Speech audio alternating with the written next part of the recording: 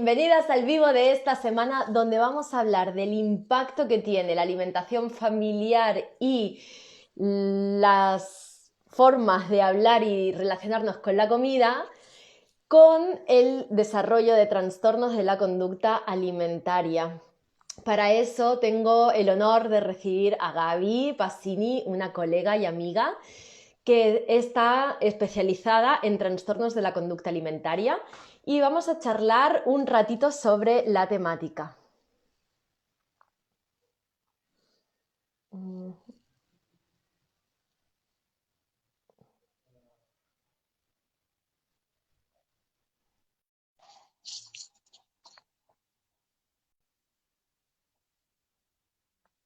A ver, estoy invitando a Gaby y voy a invitar a Florencia. No sé por qué no.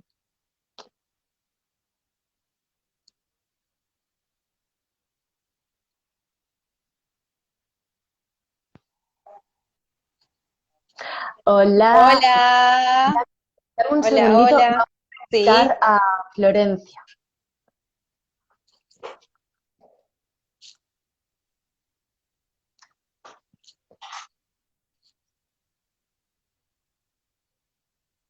A ver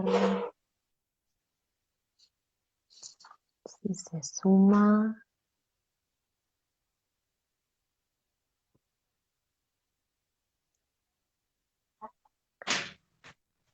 Ahora sí, hola. hola. Bienvenidas al vivo de esta semana donde vamos a hablar sobre alimentación y trastornos de la conducta alimentaria.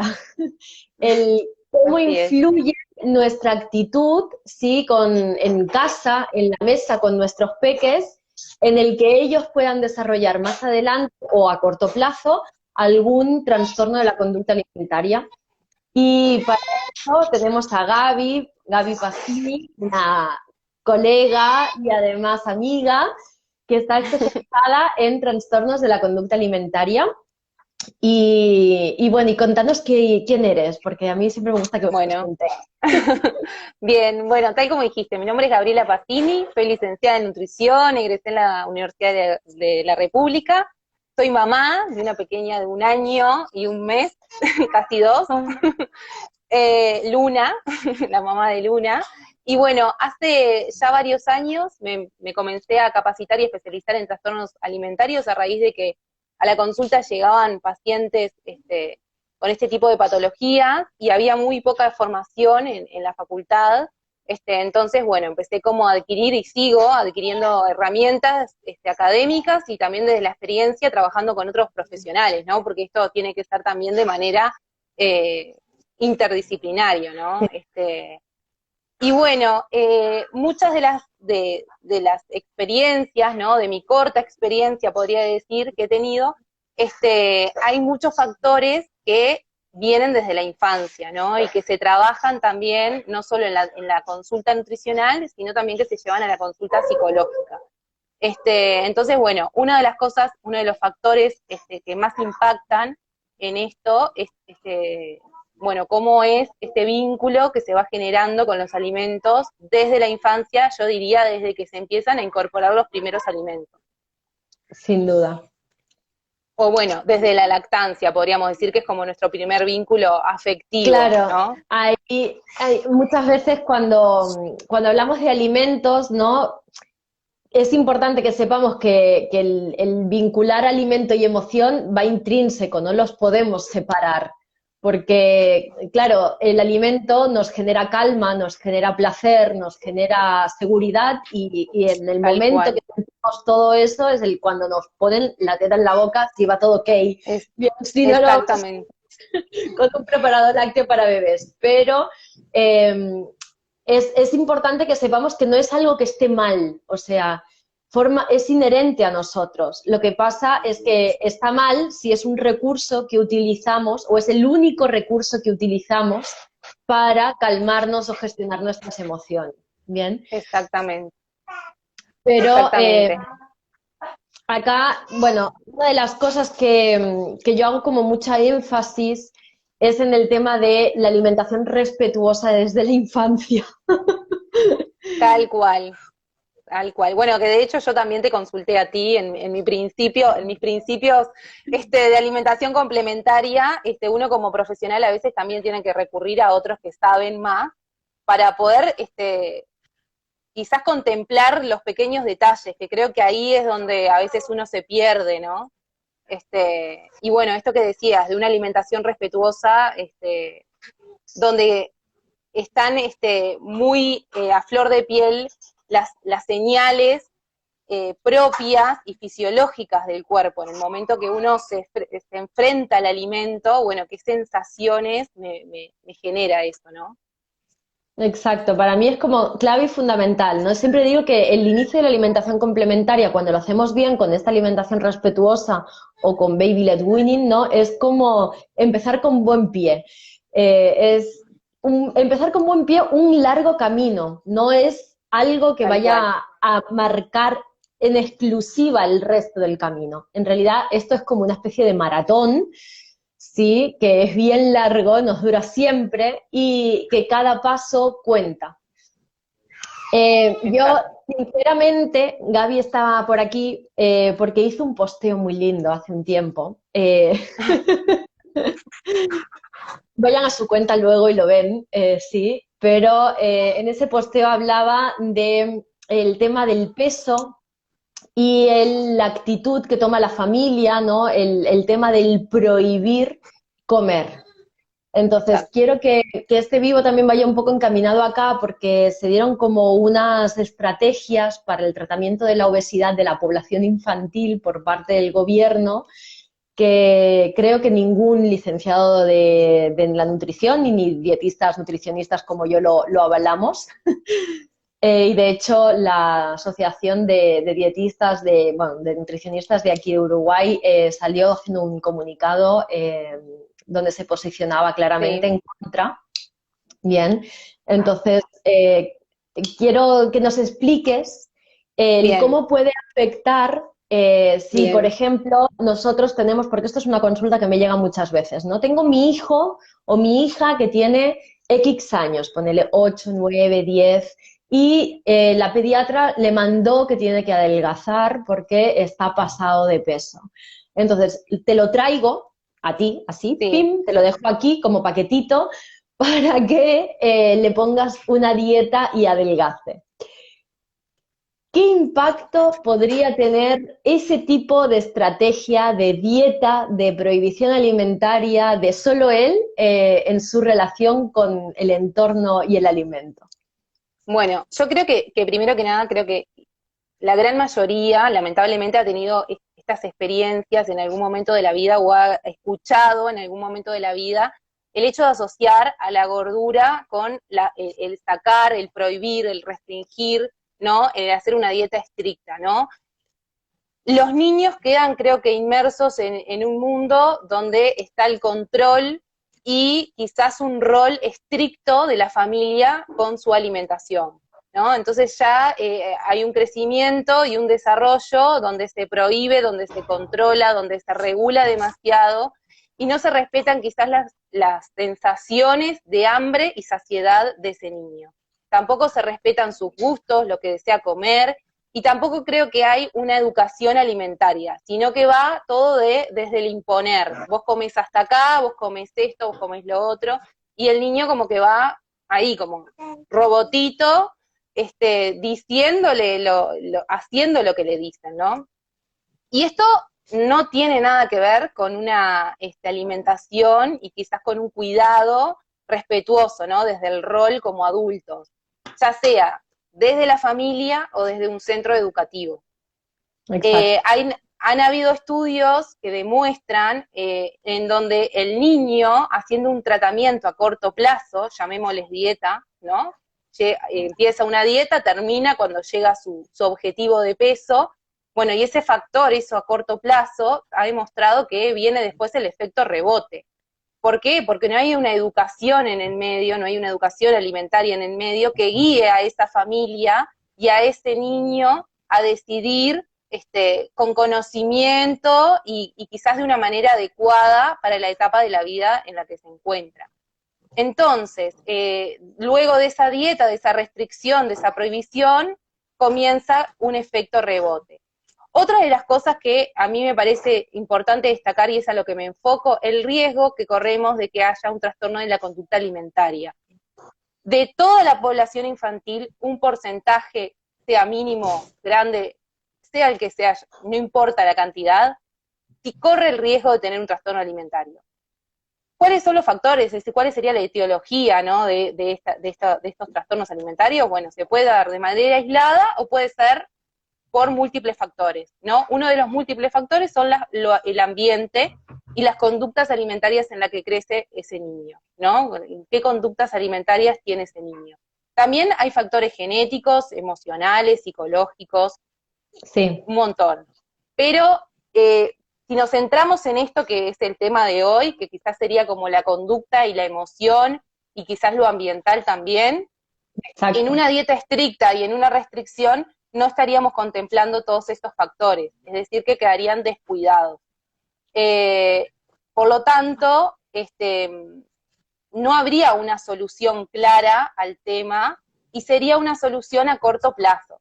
Quizás, bueno, termina la etapa escolar y quizás no, hay niños que bajaron de peso, o sea, teniendo el factor de índice de masa corporal y altura, ¿no? Bueno, decimos, bueno, no subieron de peso, reducimos la obesidad, bueno, pero cuando vuelven al otro año, cuando regresan al otro año, ¿qué pasó con esos niños?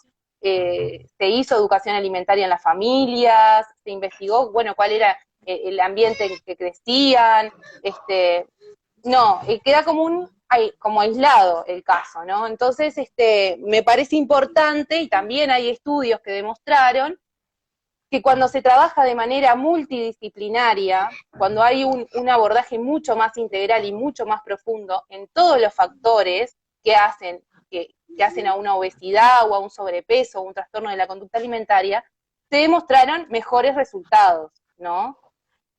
Entonces, mi posteo tenía que ver con eso, ¿no? Fundamentando eso, que diciéndole a un niño que no vamos a solucionar el problema. De hecho, podríamos agravarlo. Entonces, creo que a veces cuesta más trabajo y quizás hay que entrar en más detalles y el trabajo es más largo y los resultados quizás se vean no tan rápidamente, sino que se ven más a futuro, pero son más seguros, ¿no? Bien, ahí yo quiero hacer así como un añadir. Está totalmente contraindicado poner a un niño en fase de desarrollo a dieta.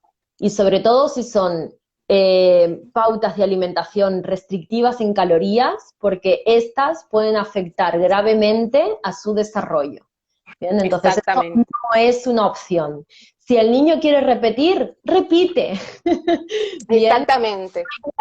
Pero aquí no es en la cantidad de lo que va a comer donde vamos a poner el foco. El foco se pone en la calidad de lo que va a comer. Exactamente. Porque puede ser un peque de cuerpo grande, porque sea grandote y siempre lo fue, bien, y está bien también. Pero vamos a asegurar que ese cuerpo grande sea un cuerpo saludable por adentro, independientemente de cómo se vea por afuera. Y eso es fundamental, cuidar la calidad de lo que le estamos dando de comer, ¿bien? Y ahí es donde se pone el foco. El otro foco que vamos a poner es en que toda la familia coma lo mismo, porque aquí no hay ningún bichito raro, ¿sí? Acá no dejamos, ay, este tiene sarna, vamos a dejarlo al lado, ¿no? No, bien, todos están integrados en esa mesa familiar, todos forman parte de la familia y todos comemos lo mismo.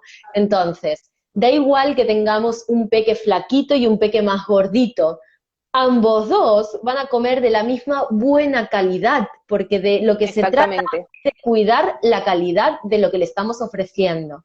Y sí, por supuesto, no es siempre fácil, porque bueno, si venimos acostumbrados a nuggets con papas fritas, pues bueno, el día que les presentamos verdura probablemente van a poner caras, y bueno, y sí. Exacto. Pero ya, por eso también mencionaba lo del comienzo, ¿no? Claro. Lo del comienzo de la alimentación, que uno a veces parte del problema desde, no sé, bueno, tiene 10 años y surgió este problema. Quizás si empezamos a trabajar desde edades más tempranas, como tú decís, bueno, a mostrarle más variedad, más color, que ya el impacto que tiene el mostrar determinado plato de comida, ya es educación. Ya el que todos coman lo mismo y el que bueno, hay variedad, hay frecuencia, capaz que cada tanto, bueno, sí hay algo que quizás sea fuera de lo habitual, alguna golosina, algún chocolate, lo que sea, que no es como algo prohibido, sino desde la conciencia, ¿no? Educar desde la conciencia, y me parece que va por ahí. Eso que vos decías de mi posteo, yo creo que no tiene que ver tanto como también tú decías, la cantidad o el repetir, porque ahí ya estamos como cortando sus señales de hambre y de saciedad, que también pueden estar modificadas por alguna patología o algún factor genético y que no nos damos cuenta. O por la calidad de lo que está comiendo. O la calidad. No da saciedad. Exacto. Alimentaciones o patrones dietéticos o dietas que son denominadas como de estilo occidental, ¿no? Que se les otorga este nombre porque son en base a productos ultraprocesados y de paquetitos, pues son alimentaciones donde podemos comer mucha más cantidad sin sentirnos saciados. Y eso favorece que comamos más calorías y favorece que sigamos teniendo mucha ansiedad y muchas ganas de seguir comiendo. Entonces, cuando empezamos a reducir paquetitos y empezamos a ir echando de a poco elaboraciones más caseras, elaboraciones caseras con poco azúcar, luego elaboraciones caseras sin azúcar, priorizando frutas y verduras, pues entonces cada vez hemos ido mejorando la calidad de lo que servimos y ahí conseguimos que esa ansiedad también baje. Exactamente. Por acá ponían, hay cosas que... Mi hija está complicada porque no le gustan las verduras. Bueno, ese gusto puede transitar y modularse a través de la edad, ¿sí?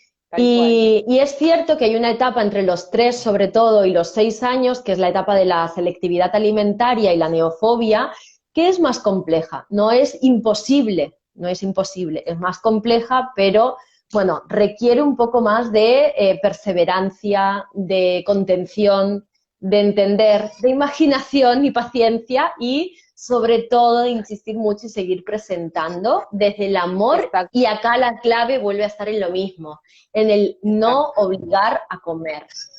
Exactamente, eso iba a mencionar, que también que todos tienen sus tiempos y que está bueno respetarlos y la importancia a veces de asesorarse con un profesional para quedarse tranquilos, que fue en parte a mí, en lo personal, lo que yo comentaba en el vivo que te consulté a vos, porque necesitaba como esa tranquilidad de conocer cada etapa y bueno, lo que podría llegar a pasar y lo que no, y esperar, y sí hubo un momento en donde no comió, tampoco me pasó lo mismo que comentaba ella, que no comía nada, que no quería nada, y bueno, y ahí la fui respetando y la fui llevando hasta que lo logró. Pero fue algo de mucha paciencia y creo que eso a veces en la cotidiana de hoy de muchas familias es lo que a veces falta, ¿no? Ese, bueno, comer rápido que nos vamos para la escuela, que llegamos tarde, que esto, que comer, que como yo, come vos, o sea, como que no hay esa unión de la familia y es el compartir, que esto lo que hablamos también desde el lugar emocional y desde el ambiente, que no se está creando quizás un ambiente seguro, compartido y placentero para algunos niños.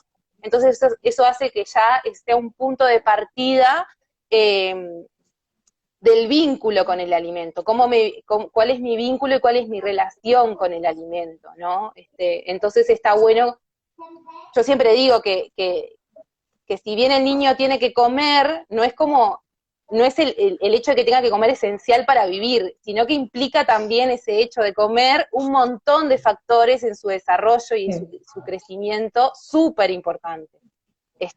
No es únicamente el acto de, bueno, como me nutro y crezco saludable y tengo un peso y una talla, y no, es un montón de otras cosas que está bueno y es importante contemplarlo.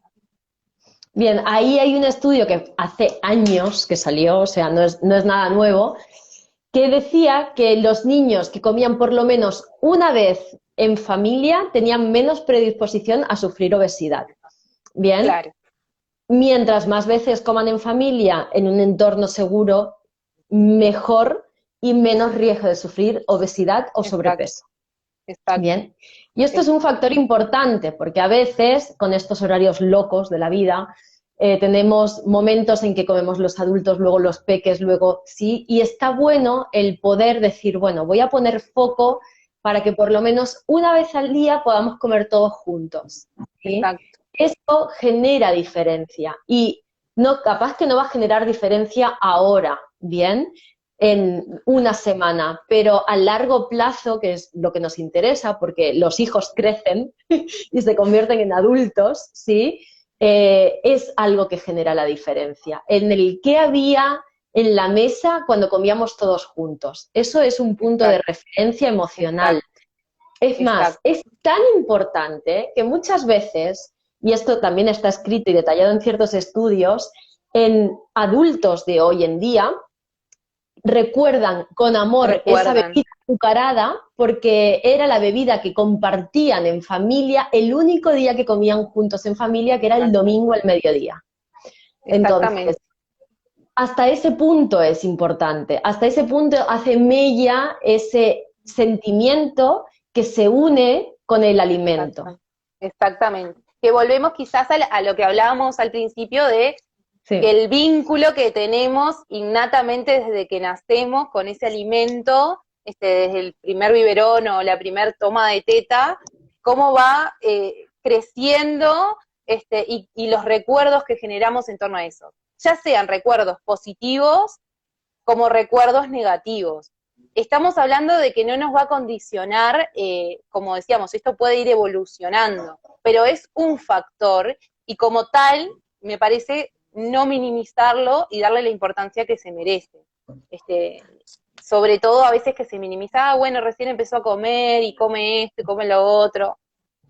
No, es súper importante ese sí, momento. Entonces, yo creo que todo parte de ahí y quizás hay decisiones que se están tomando muy aisladas de todos los factores y que no solo las nutricionistas tenemos un rol en esto.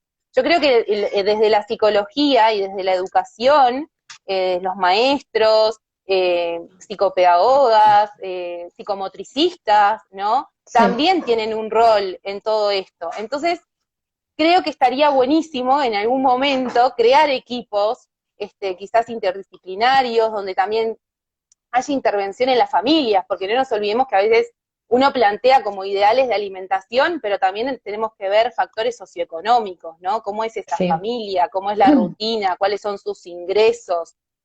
¿Cómo los administra, ¿no? A esos ingresos y quizás también asesorar a familias para, bueno, podés administrar este monto de tal manera, eso también creo que es súper importante. Y bueno, nada, yo creo que desde mi lugar y desde mi formación en esta área de los trastornos de la conducta alimentaria, veo mucho también esto que hablábamos recién de el niño gordo o el niño con sobrepeso o el niño con obesidad aislado de su grupo familiar o de su grupo de amigos compartiendo en el comedor de la escuela. Mm. Yo en un momento, hace años, muchos años atrás, trabajé en CAIF como educadora, como auxiliar de educadora, y había niños que repetían el plato, pero en menor cantidad. O sea, a un niño le servían una porción grande y podía repetir la misma porción, y a otro niño le servían la mitad y podía repetir la otra mitad. O sea, que comía medio plato y medio plato. Entonces, eso ya generaba una diferencia. Porque él veía al amiguito que comía un plato lleno y él tenía un plato más chiquitito, solamente por el hecho de la forma de su cuerpo. Entonces, eso ya en la vida adulta, ¿cómo repercute? ¿No? Si yo ya tengo ese recuerdo, ¿cómo crezco? ¿No? Entonces, eso es lo que para mí tendríamos que cambiar. Ahí, cuando nosotros hacemos una prohibición, sí, sobre todo de edad infantil, lo que estamos haciendo es poner como un cartel luminoso que señala eso que hemos prohibido. Bien. Tal Y cual. eso genera mucha más necesidad, mucho más interés. Es Deseo. Lo Sí. quiero porque, claro, si a ti te dicen, esta es la clásica, ¿no? La de no pienses en un Ah, sí, elefante rosa. ¿En qué vas a pensar? tal Pues en cual. un elefante rosa. Sí, bueno, claro, es que si tú te dices no puedes comer esto, pues tenemos un problema, porque en realidad lo Exacto, único que estás haciendo es señalar algo como una exacto. prohibición, ¿sí? Y en el momento que nos despistemos, se la van a querer saltar, porque forma Exacto. parte Ah, de sí. la forma humana, o sea, no va inherente a nosotros. Y Entonces, se incrementa más en la adolescencia también esto, ¿no? Me sí, decís por que no, yo digo que supuesto. sí. Por supuesto, sí, sí, es así, tal cual. Entonces, aquí no significa que dejemos consumir lo que quieran, pero sí Exacto, que cuidemos el entorno en el que están, ¿no? exactamente, Porque si yo lo tengo en casa, voy a estar teniendo que poner prohibiciones todo el rato si no quiero que se lo coma. Y si se lo come exactamente, siempre, capaz que no es muy bueno para comerlo siempre. exactamente, Entonces, lo mejor es exactamente. tenerlo en casa, Exacto, ¿sí? exactamente. También el cuestionarse, yo siempre digo, bueno, el para qué, ¿no? ¿Para qué lo voy a comer? Quizás siendo adulto a veces me cuestiono eso, ¿no? ¿Para qué? Para callar una emoción, para calmar una ansiedad, ¿para qué? ¿Realmente tengo ganas de comerlo? Entonces, bueno, un poco eso, también traducirlo para los niños, que no sea tan impactante Exacto, decir, ¿para qué? Pero bueno, ¿por qué comerías esto si podemos comer lo otro? Y después es como un poco más de conciencia y no tanto del tomar el paquete de galletitas, y no importa por qué, pero te doy. O sea, eso claro. es, me parece que lo que hay que generar, el cuestionarse, la conciencia de ellos, sin prohibirse. Me acuerdo de una historia de una conocida, familiar, que la pediatra le dijo, tú estás obesa, no podés comer más alfajores. Entonces fuimos a comprar un alfajor y me dijo, no, yo alfajores no puedo comer porque soy una niña obesa. Entonces, ahí no hubo educación, no hubo nada. Son pequeñas palabras en una oración que van a marcar la diferencia, positiva o Sí. negativamente. Claramente hay un tema para revisar y para hacer conciencia, pero si no hemos hecho un registro dietético de lo que venía comiendo esta peque, pues no sabemos por qué puede ser, porque también puede ser porque tenga un problema de tiroides y Exactamente, entonces ahí estamos poniendo un exactamente, gratuito, sí, con un impacto emocional importante, exactamente, es revisar nada más antes. Y sí, es muy exactamente, probable que hubiese un tema de alimentación, pero ahí, bueno, se hace pase a especialista, a la nutricionista, exactamente, ¿no? Para que pueda exactamente. registrar, pueda ver y no hace falta tampoco alertar, ¿no? A los peques de esa manera, porque no deja de Eso ser una mismo digo. enfermedad. Exactamente. O sea, que una niña diga eso sin tener un conocimiento y solamente repita lo que le dicen, Mm. bueno, no me parece muy productivo. Lo otro que también mencionar, la obligación de la actividad física que a veces se impone, como esto que decíamos, desde un rol estricto controlador que puede llegar a tener la Ujú. familia, el imponer actividad física en lugar de un juego libre, o bueno, vamos a jugar a tal lado, a hacer otra cosa. A veces el vínculo que se crea con la actividad física desde la infancia termina repercutiendo en la vida adulta y uno rechaza o no disfruta de la actividad física porque le recuerda lo que vivió en la infancia. Bien, Entonces, acá quiero decir algo como así muy importante. Por mucha actividad física que hagamos, si nuestra alimentación es de mala calidad, no hay actividad física que la compense. O sea, olvídense, exactamente, esto nunca se va a exactamente, poder compensar. Entonces, exactamente, el foco está en calidad del alimento, revisar emociones vinculadas a ese alimento, liberar y generar un entorno seguro para poder liberar en ese entorno seguro. Bien. exactamente.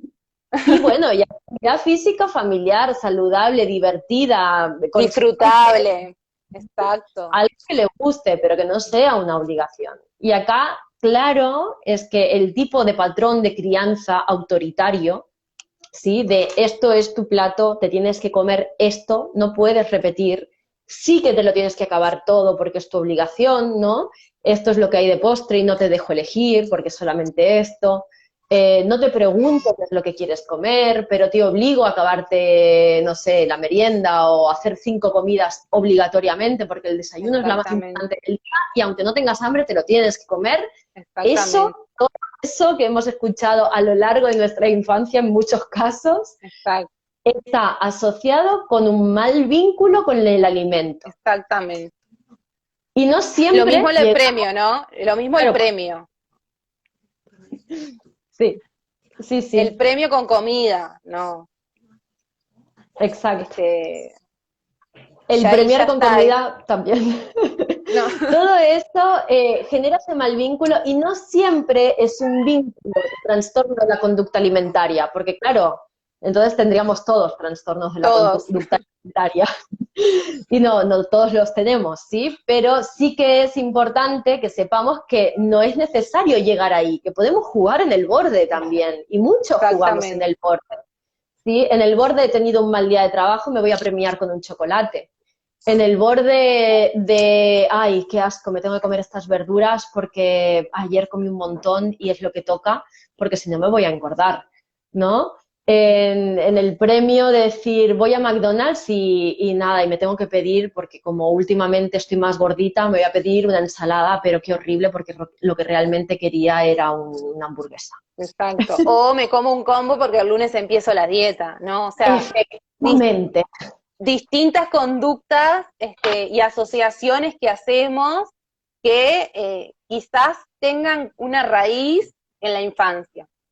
Muchas. Que lo que sucede hoy tenga una raíz ahí. Y eso es lo que a mí, en lo profesional, me gusta trabajar con terapia psicológica también, ¿no? De poder trabajar esas conductas y esas raíces para poder tener quizás un mejor, esto de evolucionar nuestra relación con la comida, nuestro vínculo con la comida, que muchas veces tenemos que aprender siendo adultos y también tenemos que aprender a enseñarle a nuestros hijos rápidamente lo que aprendimos en un año, porque, no sé, aprendí recién a comer y le tengo que enseñar a mi hijo a comer. Entonces, ese es un enorme desafío y es muy importante el consultar siempre con profesionales, siempre. Sí. Por más que veamos un post como el que yo escribí, los tuyos que son increíbles, siempre pediatra, ya sea pediatra, que yo también miro mucho cuentas de pediatras y eso, sé que un posteo a veces es un pellizco de lo que sería un todo. Entonces, nada, súper importante consultar. Sí, porque uno no tiene por qué saber, ¿sí? Y para eso hay profesionales que saben, estudian y se especializan en eso para poder acompañar, ¿sí? Y Exacto. Estos son momentos que también nos interpelan mucho, porque es también ver qué hicieron con nosotros, el ver cómo estamos nosotros ahora, y en el poder sostener. Entonces, a veces es complejo y necesitamos a alguien detrás que nos esté guiando o ayudando para que no tiremos la toalla, porque todo lo que son Exacto. cambios demoran en llegar. Yo creo que, sí. Yo siempre hago como una analogía, ¿no? Nosotros tenemos una cómoda, en esa cómoda es lo que hemos hecho durante más años, ¿no? Entonces, por ejemplo, yo durante más años en mi cómoda tenía cierto plato que era lo que cocinaba rápido cuando no tenía tiempo de pensar qué cocinar. Y bueno, y eso cambia en cada familia y en cada persona, en base a lo que comió más de chico, en base a lo que considera que es rápido, en base a lo que considera que suele comprar en el súper y le resulta fácil, ¿no? Esa cómoda va cambiando, pero en general está llena de ultraprocesados. Ya hago spoiler. Entonces, sí. En esa cómoda es la que nosotros vamos a tener que empezar a poblar, hacer limpieza y poblarla con otras herramientas. Exacto. ¿Qué es lo que pasa? Que eso demora tiempo. Entonces, entre que lo vamos trabajando y no, cuando tenemos un momento y un pico de estrés, volvemos corriendo a la cómoda y volvemos a agarrarnos de lo que llevamos más tiempo haciendo, que casualmente es lo que queremos cambiar. Exacto. Y entonces ahí volvemos a recaer. ¿Bien? tal Entonces, cual. por eso es importante ese apoyo, para que, bueno, nos contenga, porque a veces se vuelve a caer en esa comer no de calidad, sino comer más chatarra, y sí, a veces pasa. Y bueno, y nos pasa a todos, ¿no? Porque nos hemos criado en un ambiente con muchos ultraprocesados también desde Mm, chicos. sí, Entonces, bueno, si caemos en esa cómoda de vuelta en la que no nos gusta caer, hay que volver a ver por qué caímos, qué hay que cambiar, ¿no? exactamente, exactamente. Que lo mismo, quería acotar algo que era con respecto a cuando nosotros observamos, quizás más a la infancia, llegando a la adolescencia, por qué el niño está comiendo mucho, por qué el niño está comiendo poco, y no relacionarlo con una etapa de la vida. O sea, bueno, ya se le va a pasar, es una pavadita. eh, Hoy en día hay niños que quieren hacer dieta por voluntad propia a los 8 años porque le hacen bullying en la escuela, o adolescentes que le hacen bullying en el liceo, o que quieren tener determinado cuerpo porque ven en redes sociales y se comparan con determinadas figuras, ¿no? Estamos hablando de infancia, o sea, es muy salado lo que está pasando, ¿no? Entonces, Sí, yo lo que digo es, no minimizar lo que está pasando y reducirlo a, ay, ya se le va a pasar, es una pavadita, todo nos pasó, todos hicimos dieta, todos, no.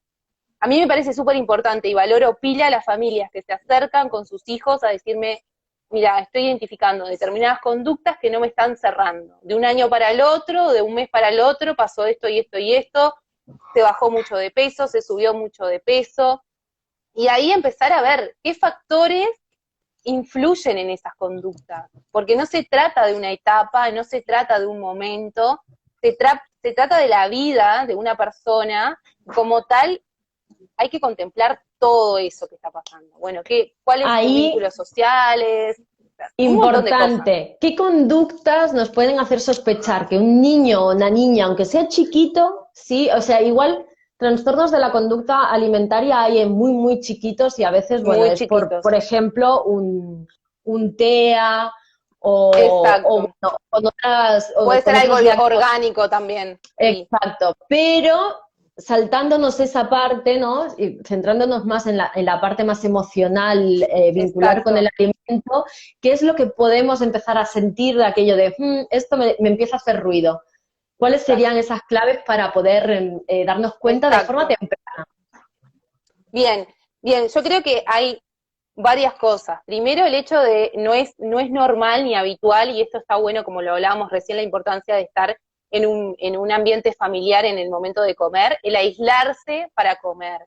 El decir yo como en mi cuarto, o yo ya comí, o ya comí, pero en realidad si vemos tiró la comida, o juega mucho con la comida y vemos como que no es normal esa cosa, no es habitual de un momento a otro esa conducta, o rechaza ciertos tipos de alimentos y pide otros, por ejemplo, no, esto no, quiero tal cosa, bueno, pero no hay, no, pero entonces no como, o empieza el consumo en grandes cantidades y de manera muy rápida. Ujú. Observamos que quizás se comen grandes cantidades de comida como por mucha ansiedad, ¿no? Que eso no es habitual, o la necesidad de tener un alimento determinado ya. Quiero esto ya, en este momento. No hay otra forma. Esas conductas yo creo que se identifican cuando logramos estar presentes desde un primer momento. Si nosotros comemos separados y no veo si comió, si no comió, eh, Efectivamente. si no estamos presentes en ese momento, es muy difícil que estas conductas se detecten a tiempo. Probablemente ya detectemos el problema antes de prevenirlo. Probablemente Mm. ya sea, pasemos a un niño que subió mucho de peso de un momento al otro, o que bajó mucho de peso de un momento al otro y no nos dimos cuenta y no sabemos qué pasó. Bueno, sí, pasaron un montón de cosas que quizás como adultos responsables o como familia no lo pudimos detectar a tiempo, o quizás no tuvimos las herramientas para buscar ayuda. Entonces, yo creo que cualquier conducta alimentaria que no sea habitual del niño de un tiempo a hoy, o que se vayan cambiando, deben ser observadas por el pediatra y, si es necesario, derivadas a nutricionista o a psicólogo. Eh, si esto como hablábamos, si es que ya no se detectó algún quizás problema orgánico o se haya Sí, diagnosticado TEA, que a veces hay problemas de deglución también, entonces el niño rechaza al tragar la comida. Entonces, bueno, si no si ya se descartó todo esto y si estamos hablando de emociones, de pensamientos y de un montón de factores más, está bueno prestarles atención a ese tipo de conductas que pueda llegar a tener el niño. Lo de la selectividad también se puede dar con respecto quizás más en la adolescencia, y esto lo quiero decir porque están apareciendo pacientes cada vez más jóvenes entre los 11 y los 13 años, que se descargan aplicaciones con conteos de calorías, que sí, se comparan con determinados famosos, o sea, están saliendo de la escuela, van a una etapa liceal y ese quiebre, quizás en su vida, ¿no? Ese sí, cambio, pueden aparecer ahí conductas alimentarias que está bueno prestarles atención. Entonces, sí. nada, desde mi Ahí lugar, quizás corroboro, de prevenir todo eso. ahí corroboro porque sí, yo he tenido algún caso en esa edad, sí, y lo que pasa es eso, que empiezan acá, bueno, la experta en pantallas es Ana Fisher, les aconsejo que la sigan, pero acá es como bien importante el poder hacer como un control de lo que están consumiendo, ¿sí? Porque muchas veces consumen cuentas de Instagram, sí, que no son cuentas del bien como esta. No, no, Ay, hay que tener mucho. No dejan de ser menores ¿no? En claro, una red social, ¿no? Hay que tener entonces mucho cuidado. cuentas de mujeres fitness que están muchas horas en un gimnasio, que se dedican a eso, que tienen un culto al cuerpo, que yo no digo que no esté bien, pero no es la realidad de un cuerpo real en gran porcentaje, por decirlo así, ¿no? O sea, si nosotros miramos a grandes rasgos cómo es el cuerpo de una mujer, no es una mujer fitness, ¿no? Esto es un cuerpo trabajado. Entonces, estas niñas piensan que sus cuerpos deben verse como un cuerpo fitness, Exactamente, la normalidad, y si no llegan a eso van a ser exactamente. rechazadas. Entonces, es como súper, súper importante revisar y controlar que no consuman ese tipo de cuentas porque no están Exactamente, teniendo feedback de realidad, ¿bien? exactamente, Y les hace mucho daño psicológico porque están en ese impasse de cambio de cuerpo en el que idealizan el cómo deberían ser ellas y la exactamente, realidad es que lo más seguro es que sean parecidas a su mamá o a su tía, no a esa señora fitness exactamente, con un bisturí. exacto. Más cuando quizás esa niña o niño tiene quizás un peso que encima es rechazado en su ámbito social, ¿no? Este Mm, bullying que hablamos. Entonces, el hecho de imaginar un sí, niño así, sumado a que se le mandó a hacer dieta, a adelgazar, sumado a que le hacen bullying en la escuela o en el liceo, y ve ese tipo de cuerpo, esas redes sociales, claramente no se está tratando de una etapa de la vida del niño, el que el niño rechace o coma en grandes cantidades por ansiedad o por angustia.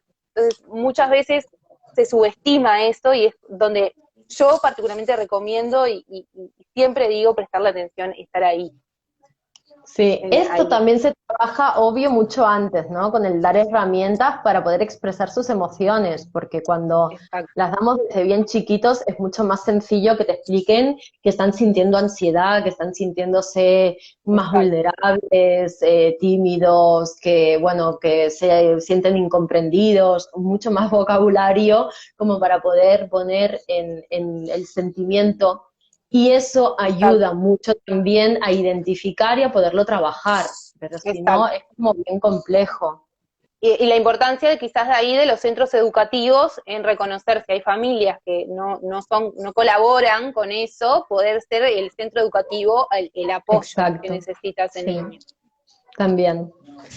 Acá pone que es importante capacitar a los pediatras en temas nutricional de los niños y jóvenes. Sí, en realidad sí. Bueno, sí, Son igual, sí, viste, sí, es que para eso también están las nutricionistas.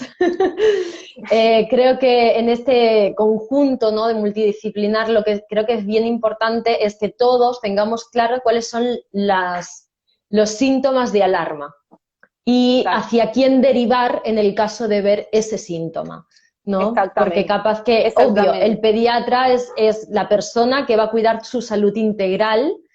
Cuando detecta alguno de estos síntomas que pueden ser más peligrosos, que puede venir obviamente referido por las familias, y de ahí que sea importante que esta información llegue a las familias, va a derivar a las personas que considera que necesitan abordar la situación.